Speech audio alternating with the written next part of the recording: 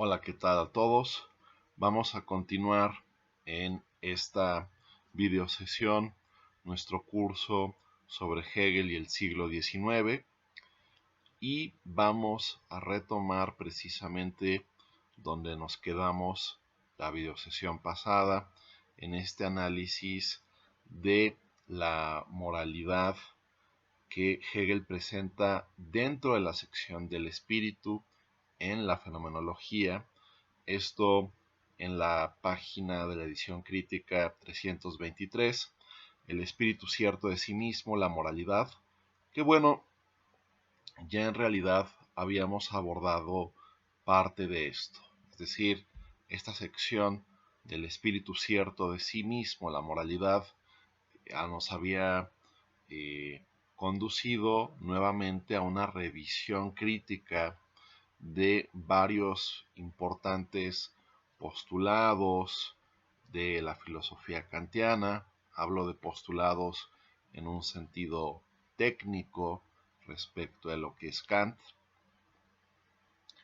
Y lo que vimos ahí es justamente esa tensión, a juicio de Hegel, que se da entre ciertos dualismos que permean, que atraviesan toda la filosofía kantiana, el dualismo entre la libertad y la naturaleza, por ejemplo, entre la perfección moral, pensada como un progreso frente a una resistencia que sería el mundo natural, y se postula un ámbito donde deberíamos, por ejemplo, de seguirnos perfeccionando moralmente, pero ya no habría las condiciones que permiten precisamente, según la teoría kantiana, el progreso, la perfección moral, el perfeccionamiento moral.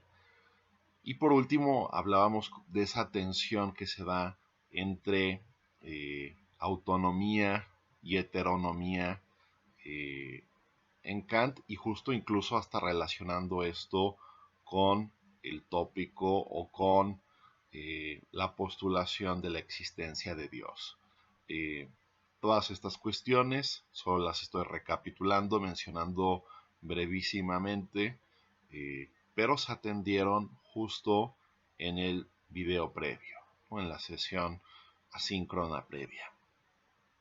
Ahora continuamos un poco esta revisión de la moralidad, que cabe decir aquí un punto importante, porque en realidad ya habíamos hecho cierto examen acerca de la moralidad cuando estudiamos la sección final del capítulo quinto acerca de la razón, ¿no? Se recordarán que ahí se discutió estos temas, por ejemplo, de la razón legisladora, de la razón que examina leyes, ¿no? Ya se había atendido hasta cierto punto problemáticas peculiares que Hegel detecta en relación con la moralidad. Sin embargo, lo interesante aquí es justo que el examen de la moralidad o la revisión crítica de la moralidad se retoma ya en el contexto del espíritu, en cuanto esto es reflejo de un de una figura del mundo, ¿no? De una figura específica de la sociedad, de la cultura, de las relaciones humanas, y no es únicamente, como se nos dice justo al comienzo del capítulo sexto, una figura más de la conciencia, ¿no? Vale la pena justo retomar ese punto. Me parece que eso es importante. Al principio del capítulo sexto, que es en el cual nos encontramos ahora, el capítulo del espíritu, ahí Hegel dice: lo que ahora se habrá de examinar ya no son solo figuras de la conciencia, sino figuras de un mundo. Eso justamente ha llevado como a distintas interpretaciones. tratar de ver a qué se podría estar refiriendo Hegel. En lo particular, considero que esto significa simplemente que estamos aquí en contextos históricos, socioculturales, mucho más definidos, mucho más demarcados que lo que se podría haber revisado o atendido en secciones previas de la fenomenología del espíritu. Creo que una cuestión que ilustra este punto bastante sería justo una comparación respecto a esto con el capítulo de conciencia o autoconciencia, que son sumamente abstractos, ¿no?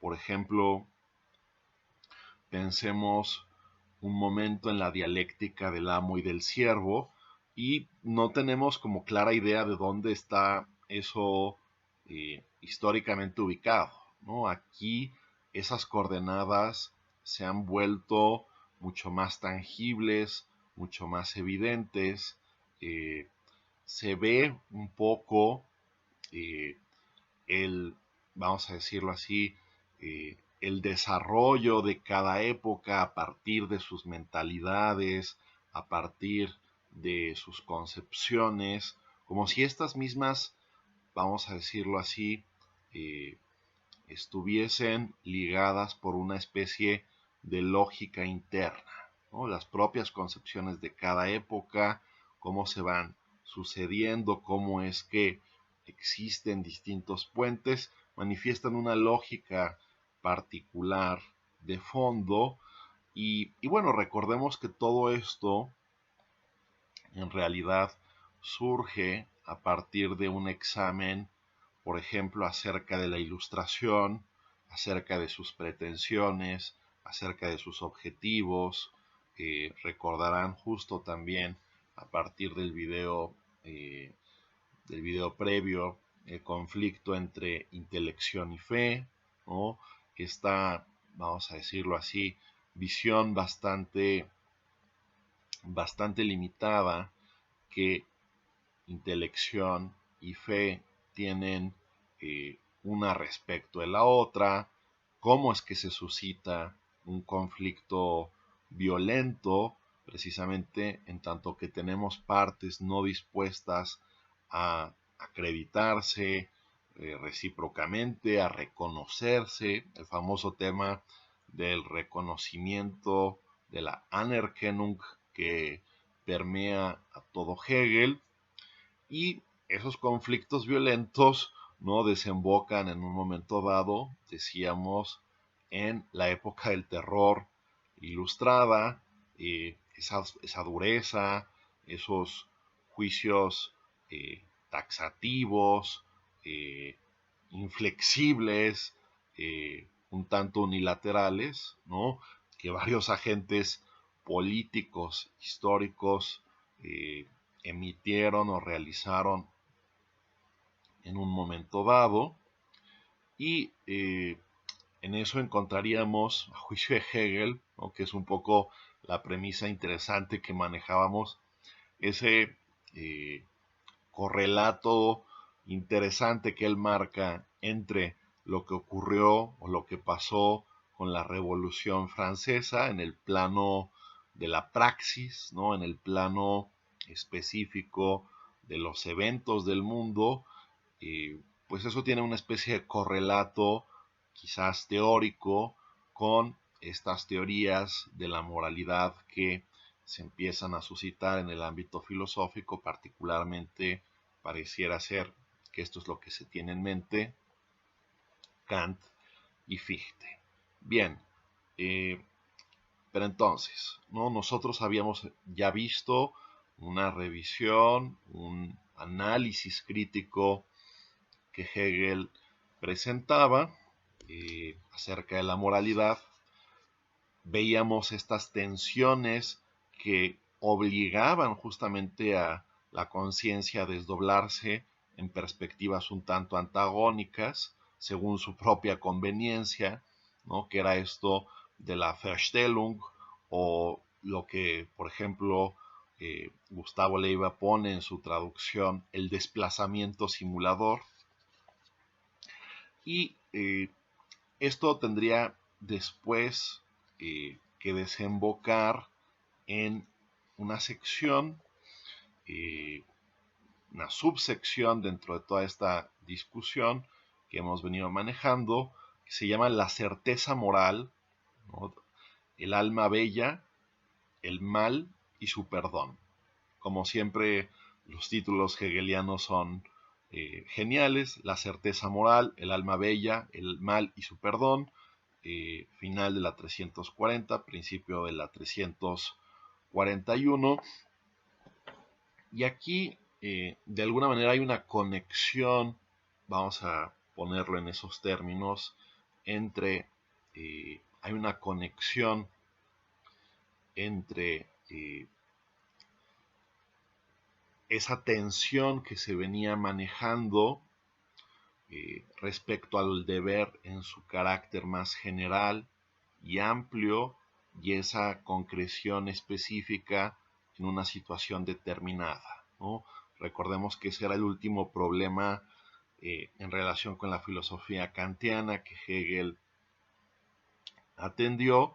Y bueno, ¿cómo podría de alguna forma resolverse esa tensión entre el deber en su máxima expresión de generalidad y su concreción particular, que justamente podría suponer o podría implicar que exigencias más amplias del propio deber fuesen desatendidas? Bueno, eh, la conciencia puede tener justamente como un vuelco sobre sí misma y apostar enteramente, apostar decididamente por su propia certeza, ¿no?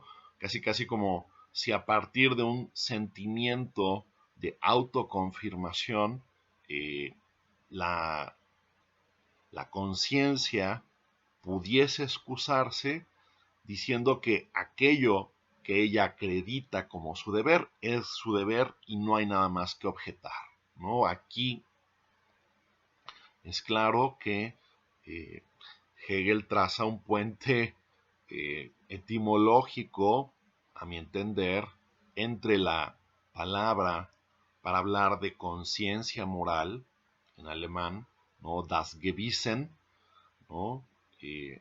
O el Gewissen, la conciencia moral, y la certeza, que sería en alemán Gewissheit, ¿no? La conciencia moral está cierta de sí misma, ¿no? Se acredita plena realidad, plena concreción, plena certeza, apelando a su fuero interno, como si el fuero interno validase por completo el que yo reconozca, el que yo advierta algo como mi deber, como algo mandado, como algo exigido, como algo obligado. De esta forma se nos presenta como una conciencia reafirmada, una conciencia que parece solventar distintas problemáticas y que en último término pretende ser eh, juzgada o pretende ser validada no por otra cosa más que por su propio sentir, por su propio, por su propio sentir de autoconfirmación. Esto de alguna forma se ve que va a resultar problemático, ¿no? ¿Por qué? Porque justamente como ya había habido más o menos situaciones semejantes o similares, por ejemplo, cuando en la sección de la razón, en el capítulo 5 de la fenomenología, cuando se hablaba del reino espiritual animal, justamente la conciencia buscaba algo muy, muy semejante, ¿no? Algo muy, muy parecido. bueno, qué era lo que pasaba entonces y qué es lo que vuelve a pasar aquí. Otros justamente pueden intentar juzgarla, pueden intentar evaluarla, pueden intentar hacerla advertir o reparar en ciertos hierros o en ciertos fallos. Esto justamente presenta una exigencia que hace a la conciencia moral replantearse sus propias categorías.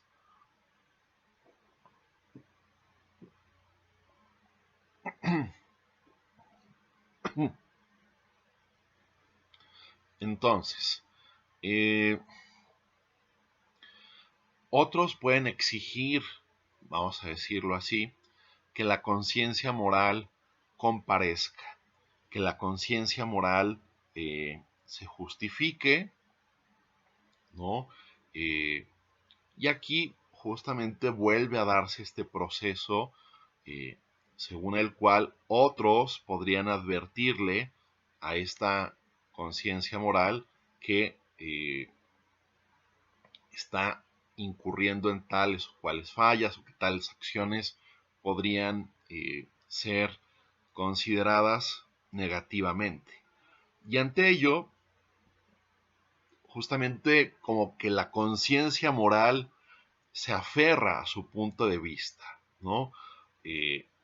Solo quiere ser ella misma juzgada a partir de qué tan concienzudamente, ¿no? Esto es una especie de reiteración, la conciencia moral quiere ser juzgada solo en virtud de qué tan concienzudamente ha pensado o ha reparado en su deber, ¿no? Como esta especie de voz divina que le estaría apelando desde su fuero más íntimo y desde su fuero más propio, ¿no? Esto, sin embargo, es problemático, ¿no? ¿Qué pasa si de repente se realizan tales o cuales obras que efectivamente perjudican, dañan, tienen una incidencia negativa, solo apelando a la idea de que mi intención es recta, puedo ya entonces lavarme las manos, exculparme, pensar que ya todo está acreditado, pues justamente Hegel pensaría que no. Pero de alguna forma esta conciencia moral se aferra, ¿no? Aquí parece, dicho sea de paso, estarse refiriendo ya esto, toda esta discusión un poco más a Fichte y a los románticos, ¿no? O sea, más que a Kant, como que aquí ya la discusión parece referirse más a Fichte y a los románticos, sobre todo, bueno, no puedo entrar como en tanto detalle, pero en Fichte hay una teoría o hay una concepción de que la conciencia moral justamente es infalible, ¿no? Al menos como que en su fundamento más profundo, ¿no? La conciencia moral debe de tener justamente la escrupulosidad necesaria para advertir si ella es congruente consigo misma, congruente con sus propios principios. Entonces, hay alguna especie como de basamento fundamental a partir del cual, según Fichte, la conciencia moral es infalible, ¿no? No puede ella fallar, que eso no significa que uno no pueda en un momento dado obrar mal, o uno no pueda ejecutar malas acciones, según Fichte, ¿no? Pero acá Hegel está haciendo aquí una crítica justamente a partir de decir, bueno, si realmente uno piensa esto casi casi como hasta sus últimas consecuencias, pues en realidad una conciencia así es impenetrable, ¿no? Es prácticamente no sujeta en ningún sentido a una interpelación. Y la respuesta natural ante esto parece ser como una actitud muy romántica que sería la actitud del alma bella, según lo que presenta Hegel aquí, ¿no? Está schöne Seele, esta alma bella que justamente parece estar tan confiada de sí misma y de su propia pureza y de su propia certeza que ya incluso hasta renuncia a actuar, ¿no? Es decir, así como que, a ver, como lo mío, en efecto, lo que hago se puede malinterpretar de muy diversos modos, pues justo en esa medida no conviene ya más involucrarse, tener en algún sentido u otro un fallo o un hierro, pero eso obviamente solo es desde la perspectiva de un tercero, pero como que yo renuncio más bien a mi actuar, ¿no? Eh, Esto suscita una polémica o ya se suscita una especie de dialéctica entre este alma bella y lo que Hegel llama el juez moral o lo que Hegel llama la conciencia que juzga, ¿no? Das Beurteilen de Bewusstsein. La conciencia que juzga, que recrimina, que le dice, no, estás en el error, estás cometiendo estas y estas fallas, ¿no? Estás cometiendo estos y estos errores. Y de alguna forma esto abre un panorama, ¿no? La conciencia moral tiene que acreditarse, tiene que presentarse como válida. Esto solo lo puede hacer al final del día a través de una objetivación a partir del lenguaje, a partir de declararse, a partir de pronunciarse eh, públicamente, por lo cual tiene como que eh, tener una especie de congruencia entre sus palabras y sus obras, ¿no?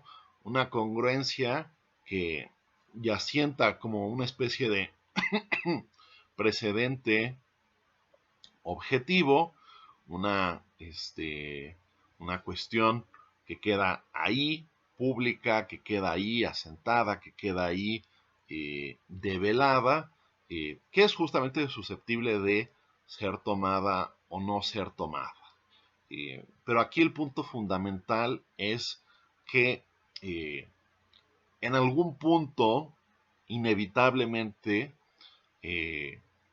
esta alma bella, incluso negándose a actuar para no ser susceptible de un reproche, pues tiene que justificarse, tiene que comparecer, tiene que someterse a un juego de intercambio de razones, a un juego de intercambio de puntos de vista, ¿no?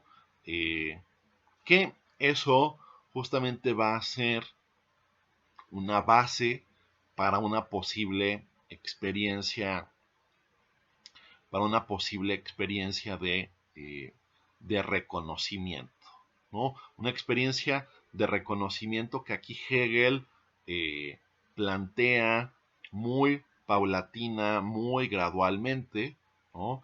En la medida en que esta conciencia tiene que entablar razones, tiene que entablar un diálogo con un posible juez moral, eh, ella misma empieza a acreditar la posibilidad de que otro juzgue concienzudamente, por ejemplo, las acciones, eh, juzgue concienzudamente que tal o cual cosa que ella está haciendo podría estar en el error. Es decir, se abre a la posibilidad de ser evaluada, de ser justamente señalada, ¿no? En el momento en que se da ese diálogo, ese lenguaje, paulatinamente o poco a poco esta conciencia se abre, esta alma bella da pauta para que pueda ser interpelada y le empieza a dar con lo mismo, es decir, en la medida en que empieza a tener como una suerte de diálogo con el juez moral, pues empieza poco a poco a bajar la guardia y a reconocer que el otro podría en un momento dado estar legitimado a juzgarla a ella misma. Eh, y por otra parte, el juez moral, ¿no? Eh, pues empieza a advertir o a reconocer eh, justamente que empieza a advertir o a reconocer justamente que el alma bella pues podría justamente pues, no ser una conciencia perversa o simplemente narcisista, sino que podría estar genuinamente convencida de lo que hace y ella misma, ¿no? Esta conciencia que juzga, este juez moral, podría estar siendo en un momento dado demasiado rígido, ¿no? Y no solo eso, sino que Hegel apunta, a ver, si este juez moral, ¿no? Si esta conciencia que juzga, esta Beurteilen des Bewusstsein, si esta conciencia que juzga solo está juzgando, solo está recriminando, pues en qué medida puede decirse que ella está haciendo más bien al mundo que el alma bella, ¿no? Si solo está ahí para señalar, para apuntar, pero ella no genera algún cambio de ningún tipo, ¿en qué sentido podría reconocerse como mejor o mejor posicionada o más elevada o más noble? Esto se vuelve entonces problemático. Entonces lo que pasa al final del día es que el alma bella hace justo una confesión, ¿no? Se ve llevada a la confesión de que el otro podría estar eh, en la verdad o podría tener razón, eh, y el juez moral podría en algún momento dado, en efecto, resistirse y no dar como su perdón o no dar como su anuencia, ¿no? Eh, Aquí es interesante, ¿no? Y por eso justamente lo revisamos en su momento, surge la experiencia del perdón, pero, perdón, lo que quería decir era que nosotros revisamos esto en su momento también a partir de los escritos de Juventud de Hegel, ¿no?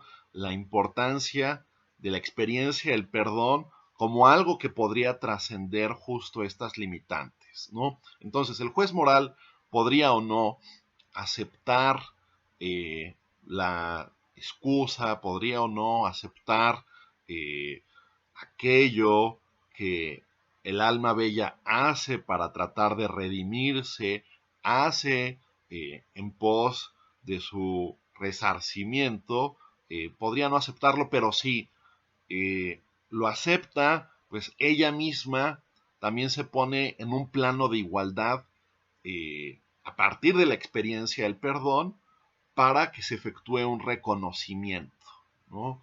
Para decir, chin, pues esta alma bella actuó erróneamente, actuó quizás malamente, pero también yo misma o yo mismo soy proclive quizás a juicios precipitados, a descalificaciones un tanto arbitrarias, en la medida en que yo me arrogo una determinada superioridad, ¿no?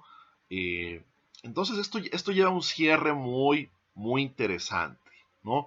Bueno, a ver, eh, este es como el panorama general, este es como el panorama amplio.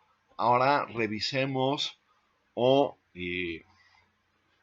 conviene leer un par, un par de pasajes justo para que como siempre digo, vean que no estoy inventando estas cosas, sino para que vean que esto efectivamente está en el texto, ¿no?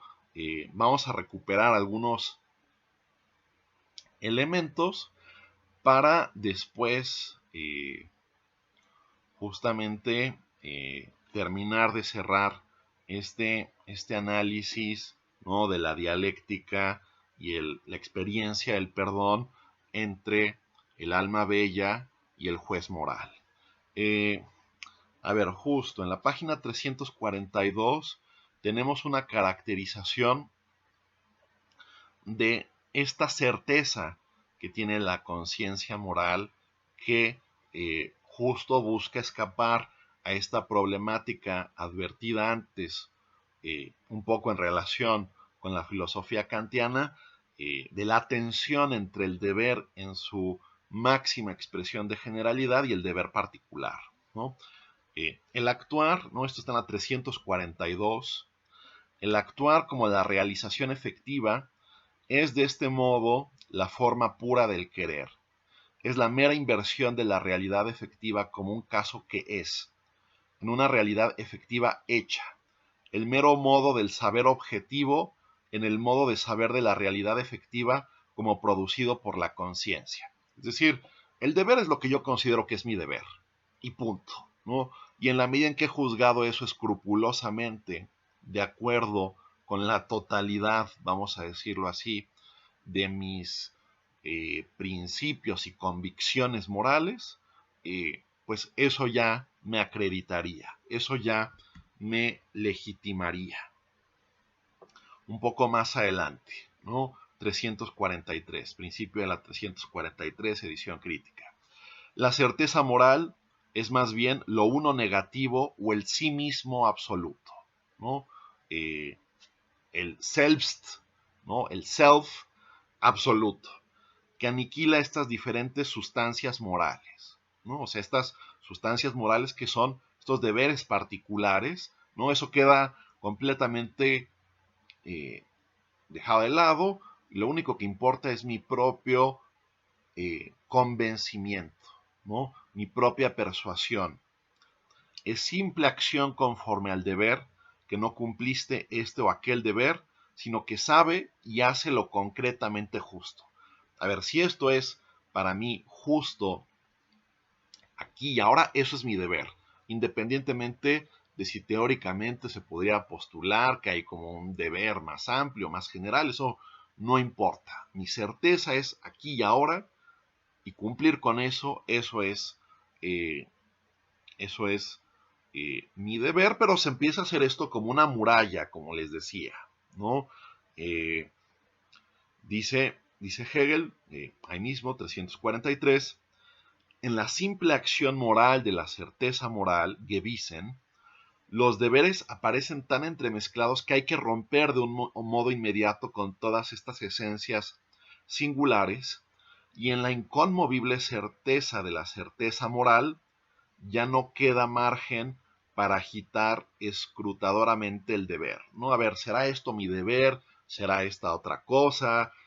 ¿Habrá un deber por allá que no estoy considerando? No, eso ya no importa, ¿no? A ver, ¿qué me demanda la acción según mi propio razonamiento, ¿no? Según mi propia persuasión, según mi propia convicción? En la medida en que hago esto, pues casi como que este yo mismo que soy, este sí mismo, se permea o se determina absolutamente por una concepción del deber ya altamente específica, ¿no? Y bueno, ¿no? Aquí nada más les paso la referencia, justo hacia el final de la 344 se habla o se menciona que con base en esto, con base en este motivo, con base en esta convicción, pues se buscaría el ser reconocido, ¿no? El Das Anerkannt sein by anderen, ¿no? El ser reconocido por otros. Bien, aquí justamente, ¿no? Por ejemplo, la propia 345 se nos dice lo siguiente, ¿no? Que repito, Hegel poco a poco va mostrando o va señalando todo esto que la va haciendo como una muralla, ¿no? Al principio infranqueable, inquebrantable, ¿no? 345. Aquí ya no hay, pues, para qué hablar de una buena intención que no ha llegado a realizarse ni de que al bien le vaya mal, sino que lo que se sabe como deber, ¿no? O sea, lo que yo acredité, pienso, entiendo como mi deber, lo que se sabe como deber se ejecuta y convierte en realidad efectiva, precisamente porque lo que responde al deber es lo universal de todas las conciencias, lo reconocido y por tanto lo que es, ¿no? A ver, si yo juzgo esto conforme a mi conciencia del modo más escrupulosamente posible, pues eso tendría que ser reconocido por todos y nadie podría ya objetarme nada, nada mismo, nada más, perdón, nada adicional, nada, pues que de alguna forma, eh, si pudiera, sin nada adicional que pudiera recriminárseme, ¿no? Pero, justo como habíamos visto ya en el apartado de, eh, como habíamos visto ya en el apartado de la, el reino espiritual animal, ¿no? Las acciones, de acuerdo con Hegel, ¿no? Pues tienen una vida propia, ¿no? Eventos pueden concatenarse con acciones, con situaciones, con contextos específicos que pueden suscitar cosas negativas, ¿no? Que pueden suscitar cosas que diciéndole a alguien, a ver, pues tenías una muy buena intención o, bueno, aquí justamente Hegel dice, ¿no? Así como que casi se supera el tema de la intención y se habla de la certeza de la propia conciencia. Pero bueno, independientemente de la certeza de tu propia conciencia, esto objetivamente está mal, ¿no? Esto objetivamente se te puede recriminar o se te puede echar en cara. Y al final del día también, igualmente, como pasaba un poco eh, con la sección del reino espiritual animal, eh, o de la cosa misma, o el engaño, recuerden que ese es como el título amplio que Hegel le da a esa sección en el capítulo quinto, pues esto también se vuelve muy vacío, ¿no? O sea, que cualquier cosa al final del día, o sea, la convicción, yo podría estar convencido de cualquier cosa, ¿no? Podría ser un terrorista, podría ser un fundamentalista, podría ser lo que sea, y cómo es que alguien me interpela, ¿no? O sea, parecía ser justo que la convicción, al menos a priori, podría terminar por validar cualquier contenido. Entonces, por lo tanto, ella misma es vacía, ¿no? Esto Hegel lo apunta en la 300, final de la 346. Esta convicción pura es como tal tan vacía como el deber puro. Puro en el sentido de que nada en él, ningún contenido determinado es deber, ¿no? O sea, solo lo que ella acredita bajo sus criterios, convicciones, es considerado deber, pero como si no hubiese nada material en determinadas prácticas, en lo específico, que no pusiera esto mismo como determinados candados o determinados criterios. Prosigo, la certeza moral no reconoce ningún contenido para ella como absoluto, pues es la negatividad absoluta de todo lo determinado. Se determina por sí misma, pero el círculo del sí mismo, en el que cae la determinación como tal, es la llamada sensibilidad. Para tener un contenido derivado de la certeza inmediata de sí misma, no se encuentra a mano otro camino que el de la sensibilidad. Todo lo que en las figuras anteriores se presentaba como bueno o malo, como ley y derecho, es un otro que la certeza inmediata de sí mismo.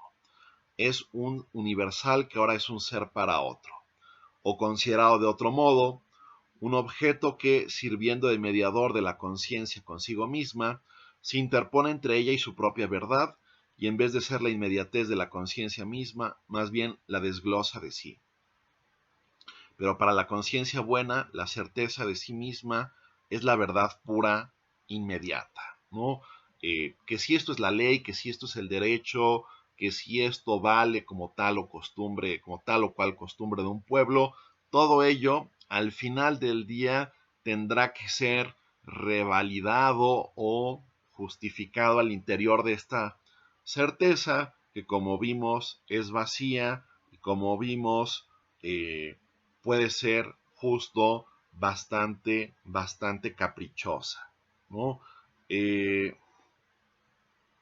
bien, eh, por ejemplo, ¿no? Aquí Hegel da unos ejemplos concretos o particulares que de alguna forma apuntalan esta noción. Por ejemplo, aquí se dice, de este modo, ¿no? Final de la 347, de este modo, lo que otros llaman violencia e injusticia cumple el deber de afirmar su autosuficiencia frente a los demás. Lo que aquellos llaman cobardía es el deber de conservar la vida y la posibilidad de ser útil al semejante, ¿no? O sea, te dicen, ¿no? Pensemos en el contexto griego, que alguien pues fuese recriminado de cobardía, ¿no? Que no es una persona gallarda, arrojada, no, momento, o sea, primero está en salvarme y conservarme porque esta es la condición de ser útil a los demás, ¿no? Como que siempre podría hallarle la vuelta de tuerca, digamos, una conciencia a cualquier tipo de recriminación. Eh, lo que aquellos llaman cobardía es el deber de conservar la vida y la posibilidad de ser útil al semejante.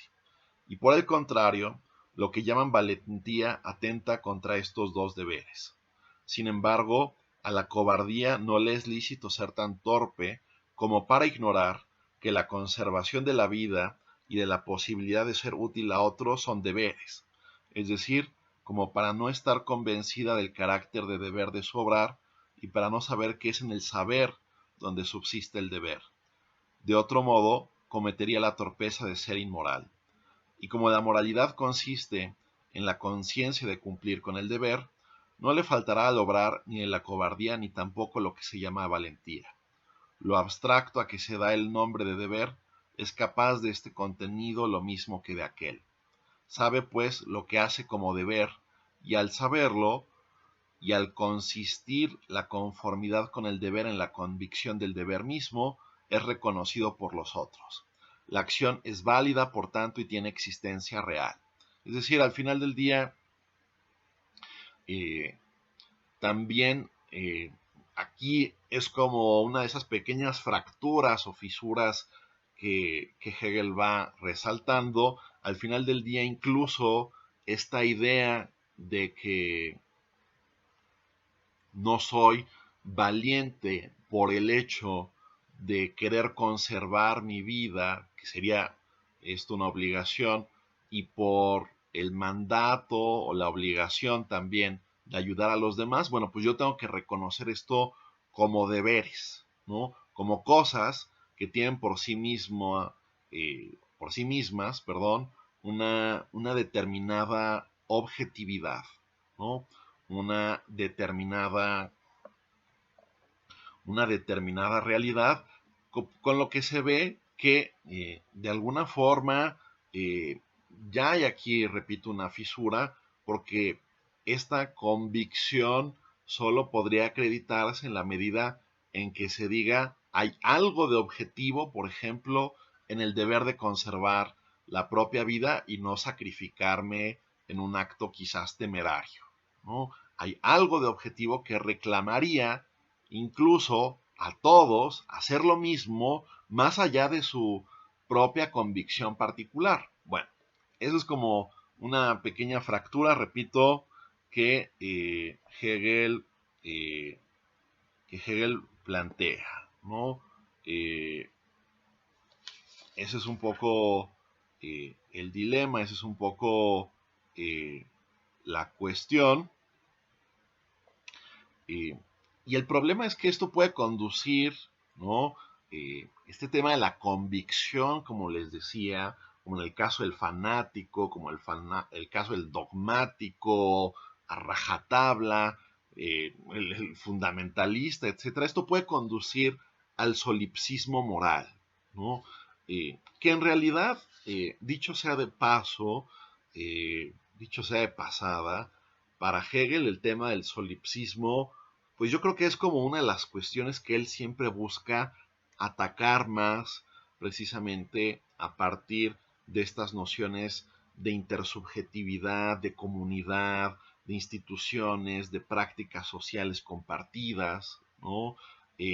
Tanto desde un plano teórico como desde un plano práctico, esta es una inquietud siempre presente que Hegel busca trascender porque él piensa que muchas de las cuestiones anteriores en filosofía moderna, que pues sí, prácticamente recorren desde Descartes a Fichte y Schelling, podrían en algún momento dado oclosionar y presentar como una cerrazón que le permita a los individuos realmente tratar de trascender su propia individualidad, ¿no?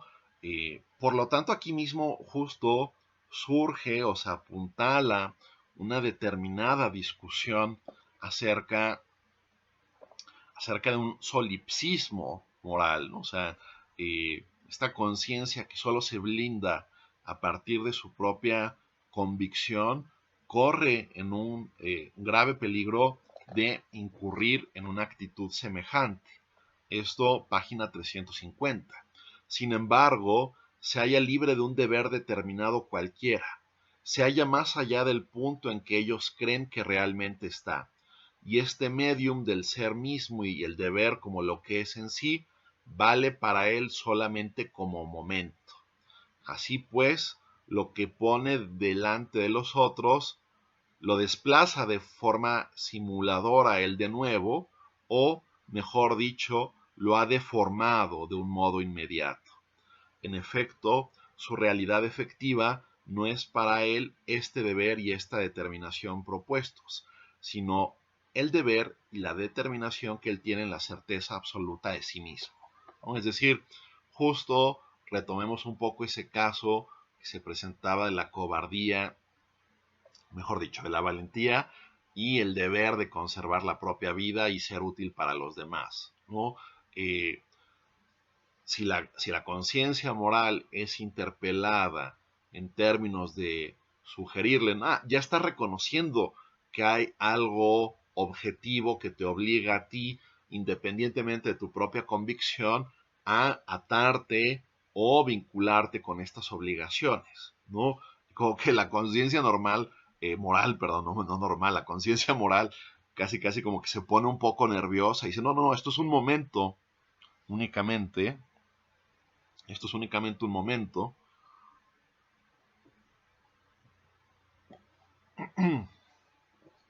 eh, pero en realidad sigue valiendo el criterio de mi propia certeza y de mi propio convencimiento, ¿no?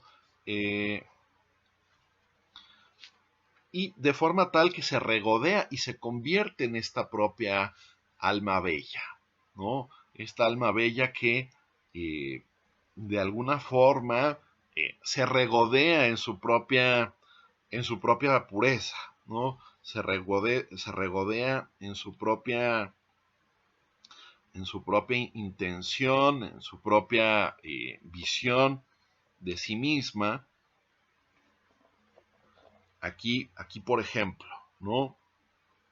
Que es justamente como esta tensión, ¿no? Muy interesante entre lo interior y lo exterior, eh, y de cómo justamente ese blindaje que casi casi pone para atelonarse, para, ¿no?, hacer como una especie de muralla, bueno, pues hace muy frágil su existencia exterior, ¿no? O sea, justo una vida ética plena, realizada, completa, lograda, tendría que tener pues, un correlato también en el mundo, ¿no?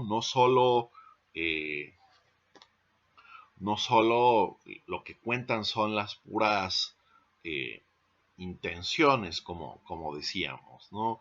Que caricaturizadamente podríamos decir que esa es como la objeción de fondo contra Kant y Fichte, ¿no? O sea, justamente en esa apuesta al deber a rajatabla, parecía ser que el mundo puede arder siempre y cuando yo ya haya cumplido con mi deber, ¿no? Siempre y cuando mi intención o mi convencimiento, ¿no? Aquí no se está hablando tanto de intención, sino más de convencimiento, ¿no? Les decía un poco más fictianamente, aunque podríamos ahorita justo como for the sake of the argument tratar todo esto en conjunto, como que ese desprecio a las acciones, a su concatenación, a sus efectos, ¿no?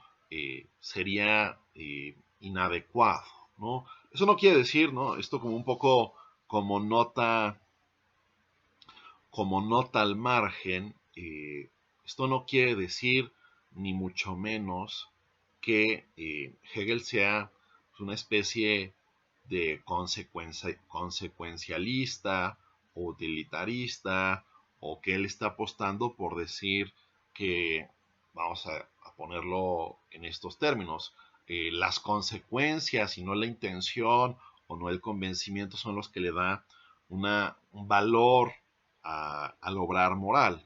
Eh, si bien Hegel no está diciendo eso, sí está diciendo que no podemos ignorar por completo las consecuencias en una buena evaluación.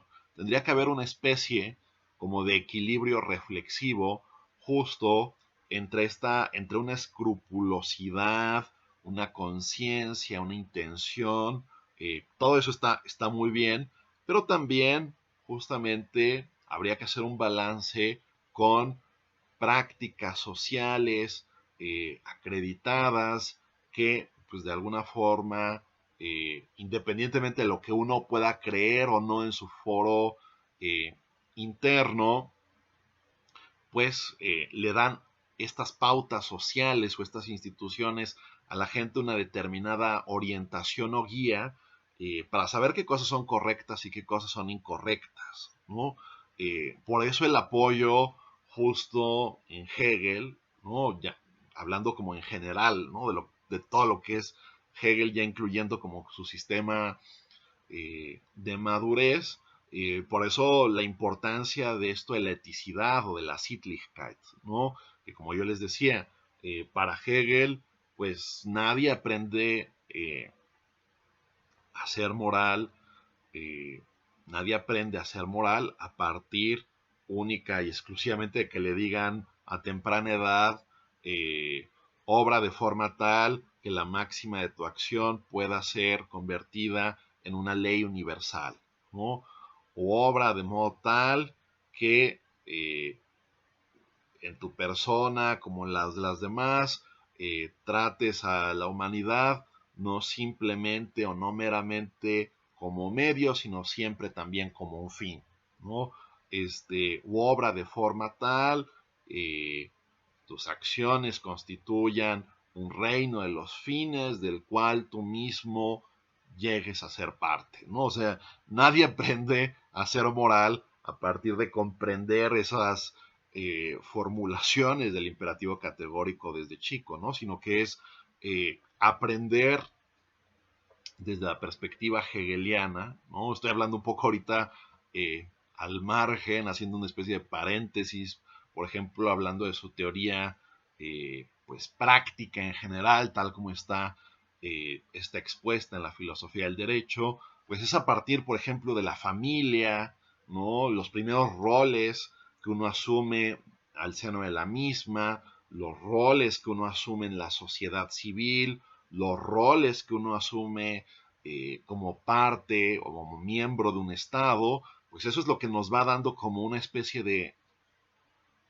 coordenadas prácticas elementales, ¿no? Una orientación moral básica, nos presenta cierto tipo de bienes que son deseados, otros fines o propósitos que han de ser evitados, etcétera.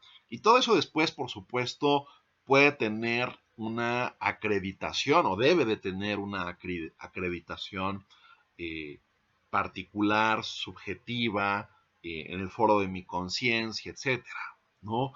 Pero digamos que siempre en ese diálogo o en esa interacción con el mundo social eh, externo, ¿no? El mundo social que ya de alguna forma me antecede, ¿no? Que ya de alguna forma me precede. Es decir, un poco como la crítica moral, o la crítica general, perdón, a esta moralidad moderna, es que todo pareciera ser construido desde el seno de la propia conciencia, desde el seno de la propia interioridad, y eso a Hegel le preocupa porque se corre el riesgo permanente, repito, de una especie, una suerte de solipsismo, ¿no? Y bueno, pues justo esa especie de solipsismo pareciera ser encarnado en esta figura que Hegel termina por denominar como un alma bella. Dice esto en la 354, finales de la 354. Le falta la fuerza de la exteriorización, la fuerza de convertirse en cosa y de soportar el ser, ¿no? Dicho sea de paso, la frase es magnífica, ¿no? La fuerza de convertirse en cosa y de soportar el ser.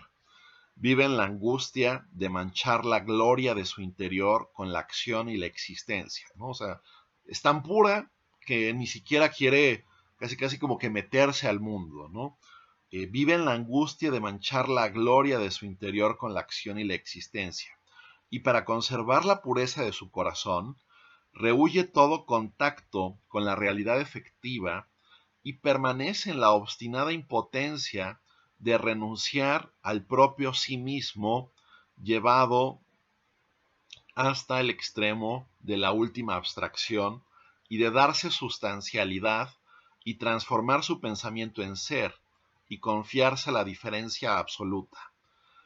El objeto hueco que se produce lo llena, pues ahora, con la conciencia de la vaciedad, su hacer es el anhelar que no hace otra cosa que perderse en su hacerse objeto carente de esencia, y que, recayendo en sí mismo más allá de esta pérdida, se encuentra solamente como perdido. En esta pureza transparente de sus momentos, un alma infeliz, un alma bella, como se la suele llamar, arde consumiéndose en sí misma y se evapora como una nube informe que se disuelve en el aire. O sea, eh, como les digo, en ocasiones Hegel escribe como escribe, pero a veces como que se deja ver, no, bueno, pues este hombre conoció a Hölderlin, ¿no? Es un poco inconcebible a veces, pero de hecho es, y así es, cómo es que puede escribir de repente de otra manera y cómo es que de repente escribe de esta, ¿no? Esta alma bella que arde consumiéndose en sí misma y se evapora como una nube informe que se disuelve en el aire, ¿no? O sea, es pura eh, fatuidad, ¿no? Al final del día es puro narcisismo, ¿no? Es una especie de genio moral que se da constantemente palmaditas, ¿no? Alguien que se está continuamente acreditando de qué tan bueno puede ser, eh, de qué tan justamente noble puede ser, pero esto al final del día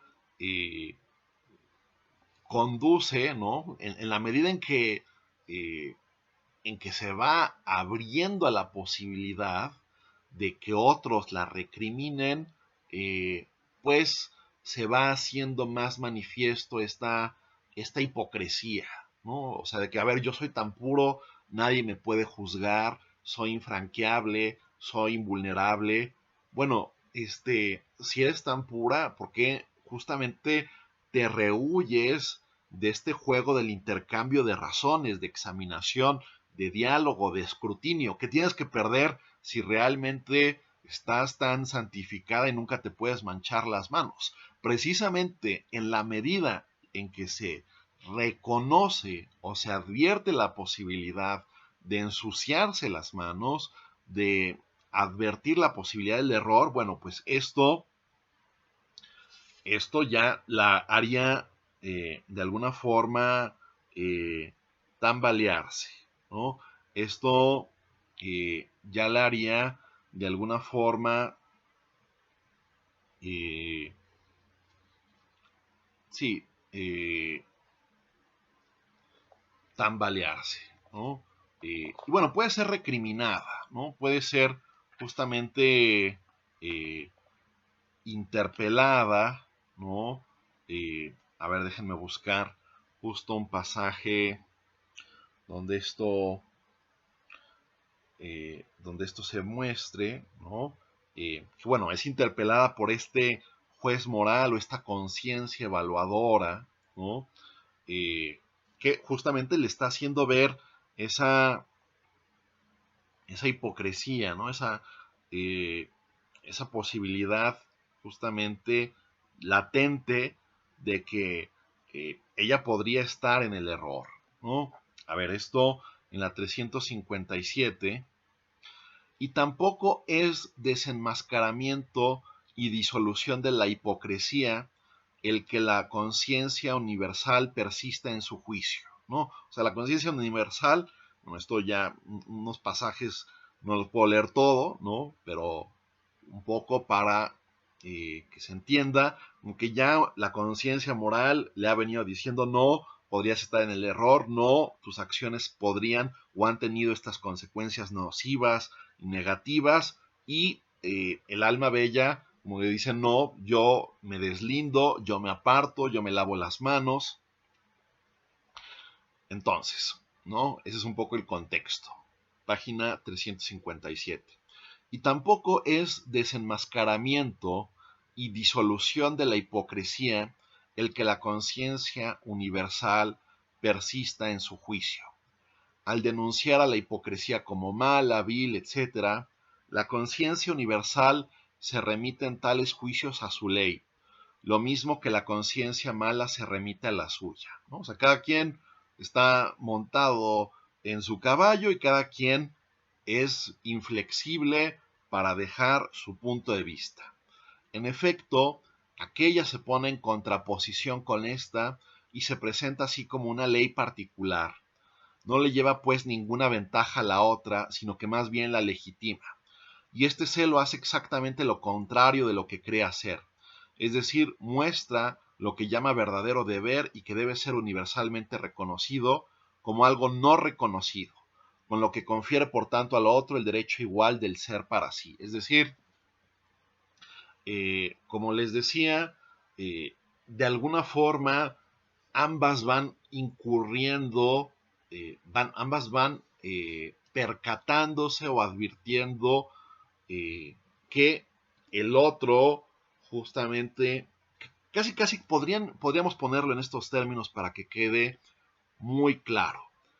Eh, Cada una de estas figuras podría ponerse en el papel o en el rol de la otra, ¿no? O sea, lo que aquí Hegel pone de manifiesto, lo que aquí Hegel pone de relieve, es que la conciencia bella podría ser ella en un momento dado el juez, y quién es el juez podría ser en un momento dado la conciencia actuante y que busca justamente ponerse en esta posición de ser un alma bella, ¿no? Podrían invertirse los papeles, podrían invertirse los roles.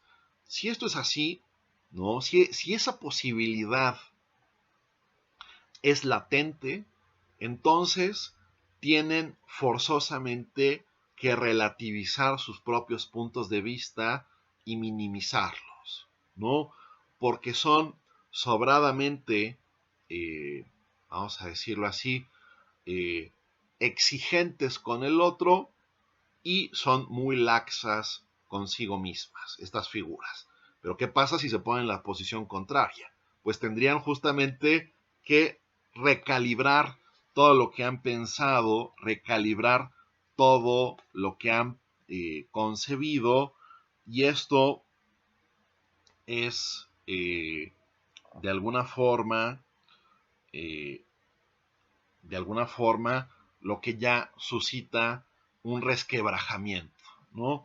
Y digamos que en el dramatismo de lo que presenta o de lo que postula Hegel, pues, por ejemplo, el alma bella tendría que confesarse, ¿no? Casi casi tendría que hacer un acto de atonement, ¿no? De confesión, un Beichten, ¿no? Casi casi podríamos decir en alemán, eh, y justamente esto abre las puertas al reconocimiento, un reconocimiento que pasa por la experiencia del perdón. Esto es lo interesante, ¿no? Pero primero, a ver, eh, una cita para que se advierta o para que se tome nota del tema de la confesión. Su confesión, ¿no? Esto en la 359, su confesión no es una humillación, un rebajamiento, una degradación con respecto a la otra, pues esta proclamación no es la proclamación unilateral que pone su desigualdad con respecto a ella, sino que solo se expresa gracias a la intuición de la igualdad de la otra con respecto a ella. Proclama su igualdad por su parte en su confesión y la expresa porque el lenguaje es la existencia del espíritu como el sí mismo inmediato.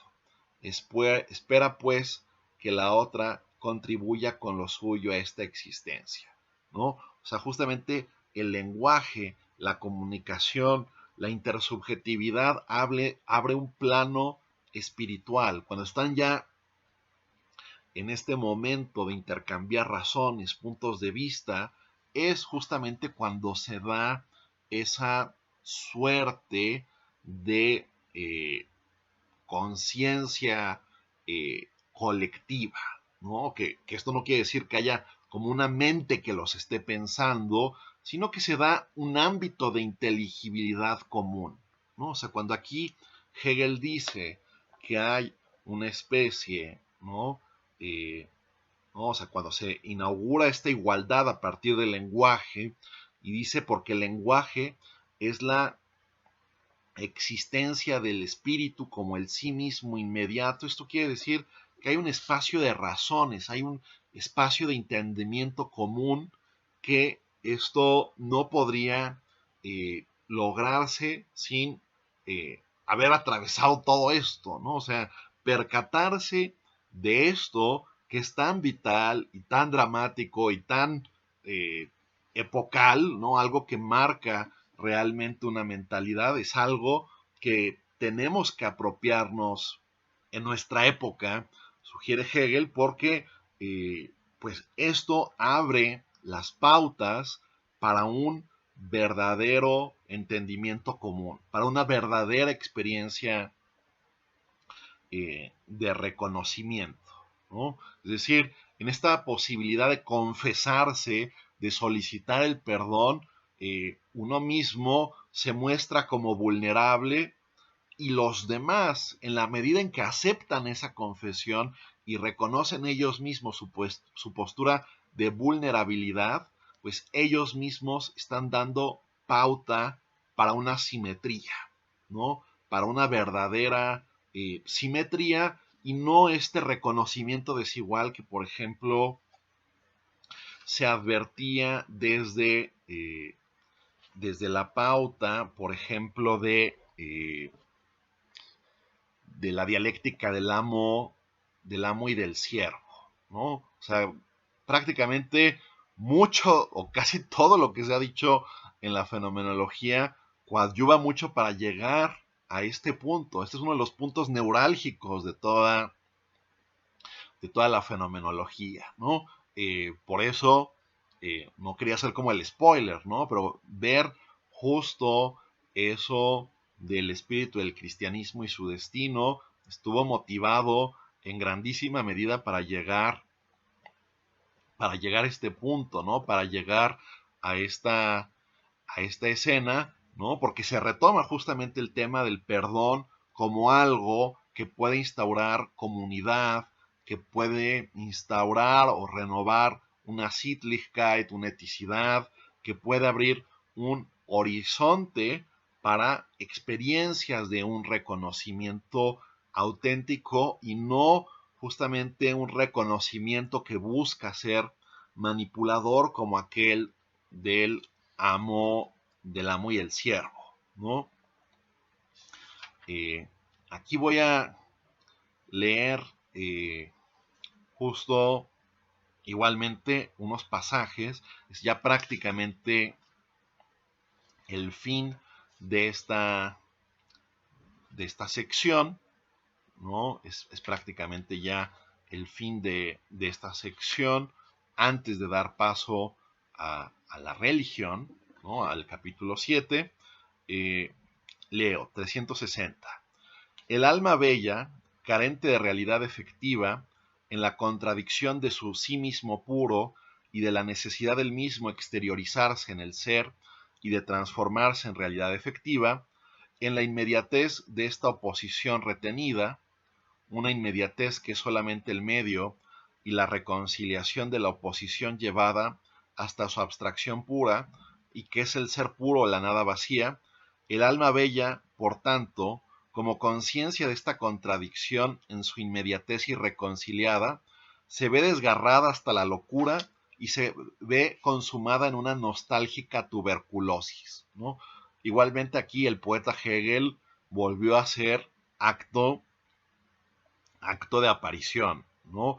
Es decir, eh, la lógica un poco interna de esto es que el alma bella al final del día se siente consumida, se siente aislada, se siente separada del mundo y reconciliada, y solo en la medida en que está eh, dispuesta a reconocer su propia vulnerabilidad es que puede salir de esta tuberculosis, como Hegel lo pone, que es su propia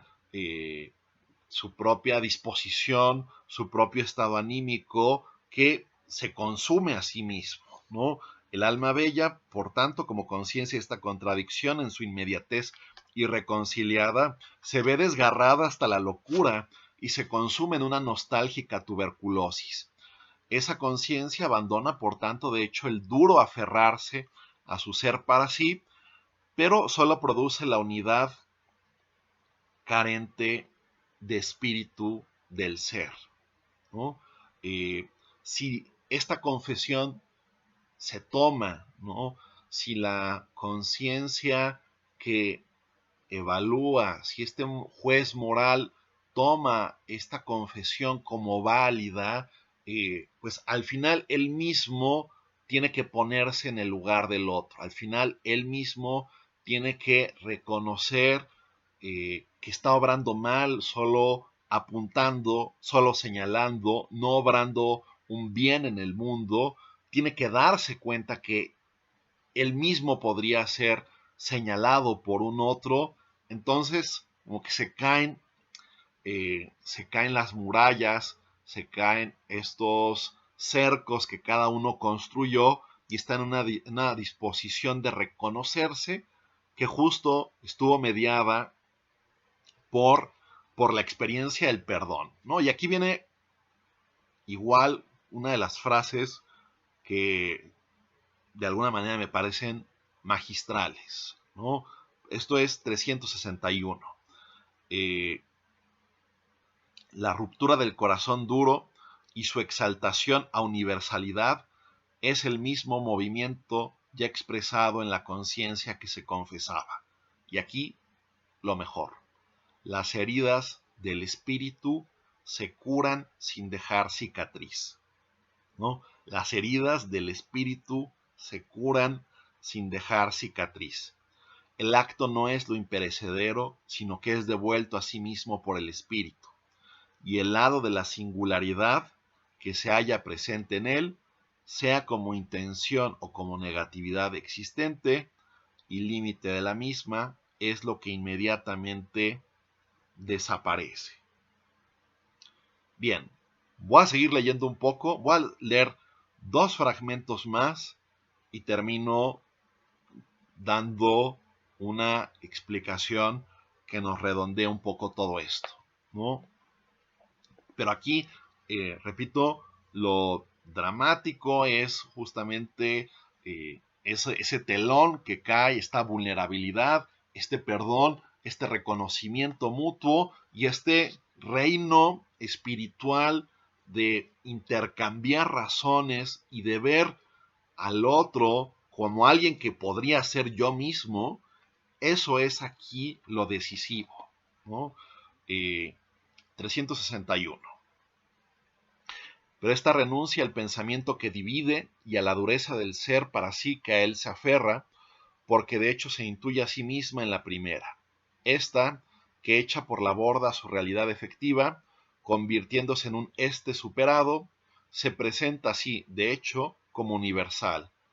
Retorna a sí misma como esencia desde su realidad efectiva exterior. La conciencia universal se reconoce aquí, por tanto, a sí misma. El perdón que esta conciencia conceda a la primera es la renuncia así, a su esencia efectivamente irreal, a la que se equiparaba aquella otra, que era acción efectivamente real, reconociendo como buena esta otra, a la que la determinación recibida del obrar en el pensamiento llamaba el mal, o más bien, deja de lado esta diferencia del pensamiento determinado y a su juicio determinante que es para sí, como el otro deja de lado al determinar de la acción que es para sí.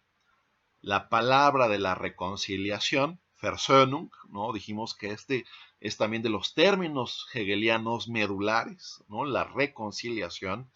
La palabra de la reconciliación es el espíritu que existe, que intuye el saber puro de sí mismo como esencia universal en su contrario, en el saber puro de sí como singularidad que es absolutamente en sí misma, un reconocer recíproco que es el espíritu absoluto, ¿no? Es decir, aquí me parece que esto que acabo de decir es muy importante en varios sentidos, ¿no? De alguna forma Hegel reincorpora justamente, como les decía, ¿no? Este sentido de comunidad cristiano en el seno de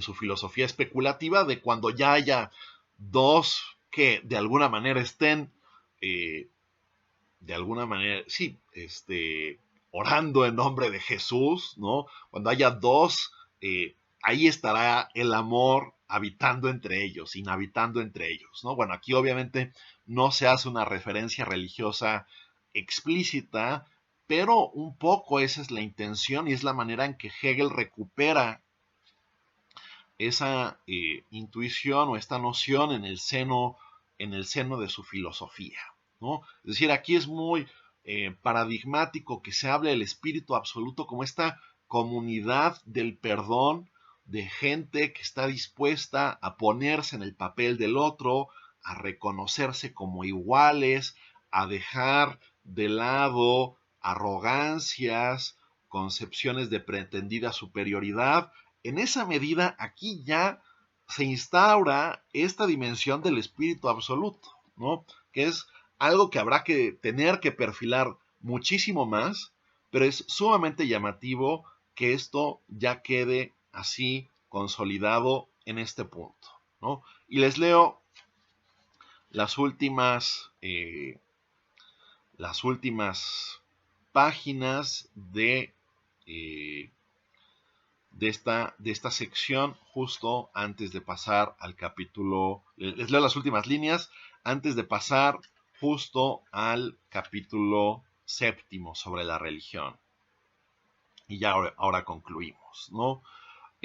Por medio de esta exteriorización, ¿no? Esto final de la 362, por medio de esta exteriorización, este saber escindido en su existencia retorna a la unidad del sí mismo. Es el yo efectivamente real, el saber de sí mismo universal en su contrario absoluto. Es el saber que es dentro de sí, el yo efectivamente real que en virtud de la pureza de su ser dentro de sí separado, es él mismo el universal perfecto, el sí reconciliador en el que los dos yo cesan su ser contrapuesto, es la existencia del yo extendido hasta la dualidad que en ella permanece igual a sí mismo y tiene la certeza de sí mismo en su exteriorización perfecta y en su contrario perfecto. Es el Dios que aparece fenoménicamente en medio de ellos, que se saben como el saber puro, ¿no?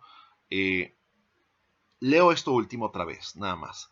El sí reconciliador en el que los dos yo cesan su ser contrapuesto es la existencia del yo extendido, ¿no? A ver, aquí me quisiera remitir muy rápida y brevemente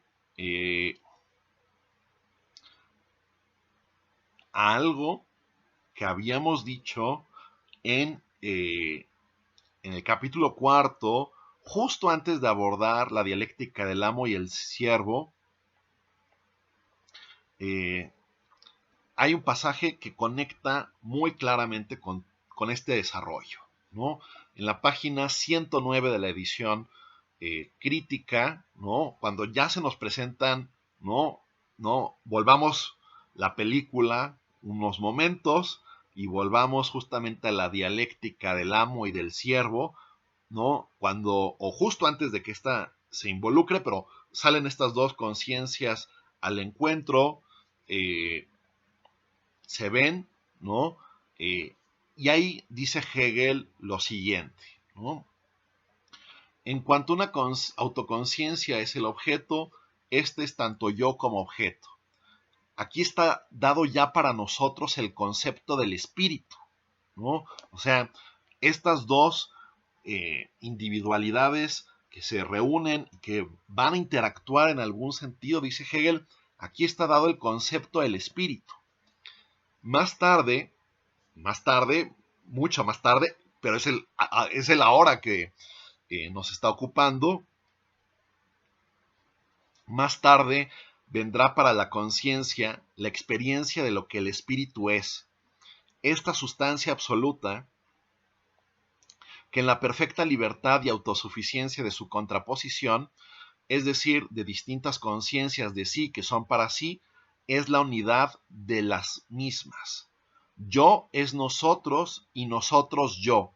La conciencia solo tiene en la autoconciencia, como el concepto del espíritu, el punto de viraje a partir del cual se aparta de la apariencia coloreada del más acá sensible y de la noche vacía del más allá suprasensible para marchar hacia el día espiritual del presente. Es decir, eh, repito, aquí se ve la importancia medular del concepto de comunidad en Hegel, ¿no? Ya desde la dialéctica del amo y del siervo, o antes de que se efectúe esta en lo específico, pero al momento en que salen al encuentro estas dos autoconciencias, dice Hegel que aquí ya está dado para nosotros el concepto del espíritu, ¿no? Y esto es justamente lo que me parece muy importante subrayar una y otra vez para no mistificar en otras direcciones el pensamiento hegeliano, ¿no? O sea, cuando Hegel está tratando de elucidar la naturaleza del espíritu, él está hablando de comunidad, ¿no? Está hablando de este reino, del intercambio de razones, de la comprensión, de la inteligibilidad recíproca, que constituye, como dice en la 362, una especie o una suerte de yo extendido, ¿no? Que sale justamente de este confinamiento abstracto, otra vez nuestra palabra preferida, abstracto, un confinamiento abstracto que ha sido el producto en buena medida de una mentalidad moderna bastante individualista, bastante encapsulada, bastante encerrada en sí misma, y es este concepto de espíritu con el cual Hegel quiere trascender esas escisiones y fracturas que, a su juicio, a su entender, se han suscitado en la modernidad por no considerar estos reinos comunes de reconocimiento, comprensión, cooperación, solidaridad, fraternidad, etcétera, ¿no? Este es justamente un punto medular que es tan dramático que dice Hegel, ¿no?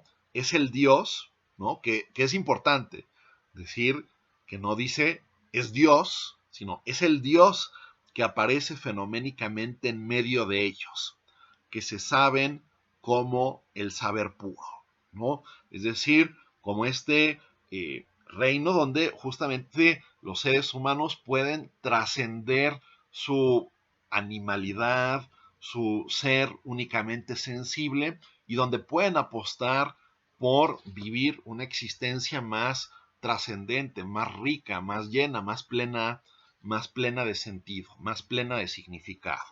Bueno, justamente eh, todo esto, ¿no?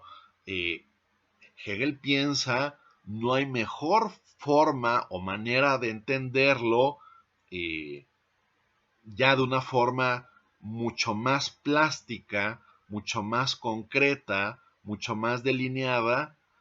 No hay forma mejor de entender esto, eh, no hay forma mejor de entender esto que mediante una examinación del decurso histórico de las religiones y de la relación dialéctica que ciertas formas religiosas guardan unas respecto de otras, ¿no? Pero eso justamente es ya el objeto, o será el objeto de nuestro análisis en lo que viene, a partir de la próxima videosesión. Por lo tanto, retomaré ese tema con detenimiento justamente en esa oportunidad. Bien, por el momento sería todo y pronto les hago llegar justamente el nuevo enlace. Saludos.